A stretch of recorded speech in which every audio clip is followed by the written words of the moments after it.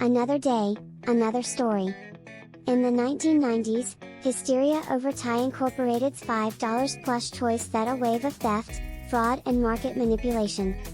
Values soared, then plummeted. Welcome to Tabo Imminent Channel.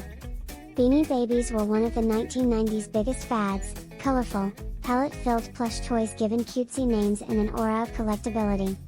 By mid-decade, investment mania reached such dizzying heights that an active collector's gray market developed. Divorced couples fought over their Beanie Baby assets, and children were trampled by stampeding collectors. Some families sank their entire life savings into acquiring the rarest examples, hoping to fund retirements and put kids through college.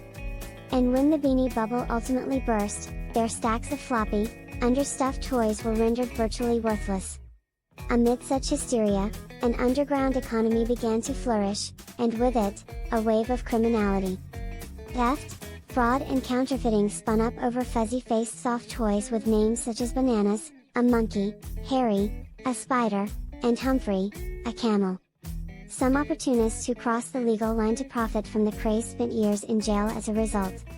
In the end, the excessive greed seemed to infect the parent company Ty Incorporated, which was accused not of criminality, but of trying to manipulate the market. The company's efforts eventually contributed to the implosion of the 1990s fad. Rising values spurred a Beanie Baby crime wave. On the basic, petty crime level, people filched Beanie Babies from owners, snatching them from homes and car dashboards alike. Ohio police reported coming across Beanie Babies during busts of organized crime groups, with one officer recalling the jarring sight of a floppy purple teddy bear discarded on the floor. "I thought, good heavens, this bear is worth $400, Officer Gary Cameron told the New York Times in 1998. "What's it doing here?" More ambitious thieves looked for targets further up the food chain. In 1998, police investigating a stolen goods fencing operation in Columbus, Ohio discovered $20,000 worth of the beanbag animals. Most had been lifted from the van of a toy distributor in town for a beanie convention. In March 1999, a burglar dubbed the Beanie Baby Bandit stole 200 of the stuffed animals from a stationery shop in Centerport, New York. While their face value might have been only $5 apiece, or $1,000 for the entire haul, the toys sold readily online for many multiples of their original cost. One Nashua, New Hampshire couple used forged checks to buy $2,400 worth of the valuable toys, then resold them at a profit to buy heroin.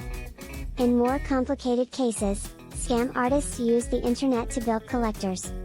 In Pensacola, Florida, a woman named Melissa and Stiver auctioned off rare editions online for more than $1,000 a pop, then failed to deliver the goods.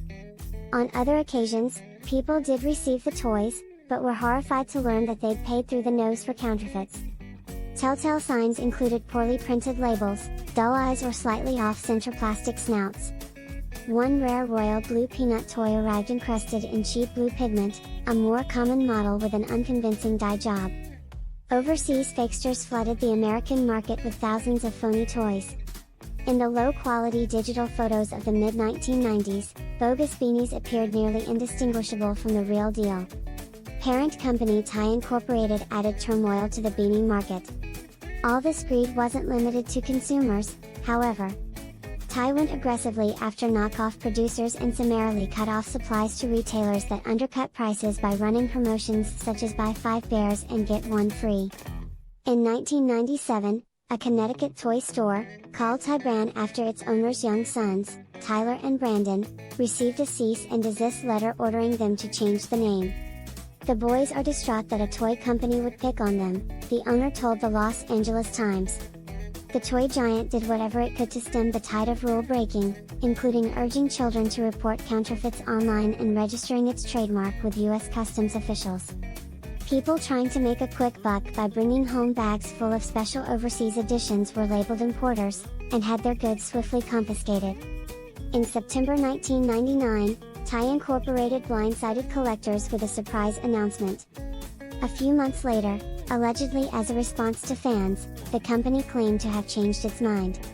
Instead of axing Beanie Babies altogether, it would release an entirely new line in the new millennium, starting with a shimmering, star-spangled bear called The Beginning. Some have speculated that this shock decision was an attempt to make future Beanie Babies more difficult to counterfeit. Whatever the reasoning, the damage was done. Many felt used by a publicity stunt designed to goose enthusiasm for the brand, and sales slumped.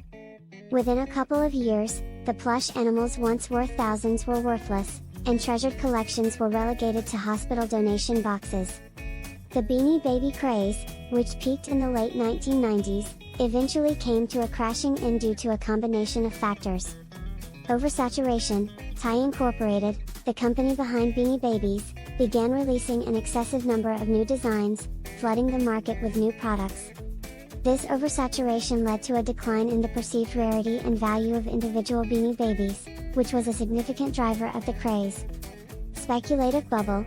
As the popularity of Beanie Babies grew, many people began to see them as potential investments, hoping that their value would continue to rise over time. This speculative mindset fueled a bubble in the Beanie Baby market, with collectors and investors buying large quantities of Beanie Babies with the expectation of making a profit. Internet hype. The rise of the internet played a role in both the Beanie Baby craze's success and its downfall. Changing consumer preferences. As the 2000s approached, consumer preferences began to shift. The fad-driven nature of the Beanie Baby craze meant that it lost its appeal as other trends and collectibles emerged. The younger generation showed less interest in Beanie Babies, and the market for them started to wane. Bursting of the bubble. The speculative bubble around Beanie Babies eventually burst. The perceived investment potential of the toys didn't materialize for many collectors, leading to disappointment and a decrease in demand. Reassessing value. Over time, it became clear that the secondary market for Beanie Babies was not as lucrative as many had hoped. People began to realize that the vast majority of Beanie Babies would not appreciate significantly in value, and interest in collecting them waned further. It was the late 1990s, and Beanie Babies had woven a tapestry of anticipation that stretched from cozy living rooms to bustling marketplaces. Mr. Thompson, a mild-mannered accountant with a penchant for collecting, was at the heart of this frenzy. His humble abode resembled a Beanie Baby haven, shelves brimming with plush treasures of all colors and shapes. His favorite, an elusive royal blue elephant named Bluebell, was said to be worth a small fortune. Excited whispers echoed through the air as collectors debated the potential future value of their acquisitions. Across town, young Jenny watched in awe as her older brother, Tim, carefully examined a new shipment of Beanie Babies at the local toy store. Her wide eyes followed his every move as he deliberated over which ones to buy. She dreamt of her collection, envisioning herself as the proud owner of the rarest and most coveted beanies. As the craze intensified, the town's once harmonious atmosphere began to shift. A competitive spirit emerged among collectors, and the pursuit of Beanie Babies turned into a race against time and fellow enthusiasts. Online forums buzzed with rumors, speculation, and the latest strategies for securing the rarest releases. In the midst of this whirlwind, Mr. Thompson's prized Bluebell became a symbol of the craze's escalating nature. Rumors of its astronomical value swirled, causing him to contemplate parting with his beloved beanie to secure his family's future. However, a pain of hesitation gripped his heart every time he considered letting go. As the new millennium dawned, the first cracks in the Beanie Baby empire appeared. Ty Incorporated flooded the market with new designs at an unprecedented pace, leading to a sense of oversaturation. Collectors who had once felt a rush of anticipation for each new release now found themselves struggling to keep up. Jenny, now a teenager, witnessed the changing tides. The once thriving marketplace began to dwindle as interest waned. Tim's room, once a treasure trove of beanies, now resembled a relic of a bygone era. One fateful day, as the sun set over Beanieland, Mr. Thompson made his decision. He held Bluebell in his hands, memories of the craze and his cherished collection flooding his mind. With a sigh, he placed the royal blue elephant on the marketplace's grand auction block.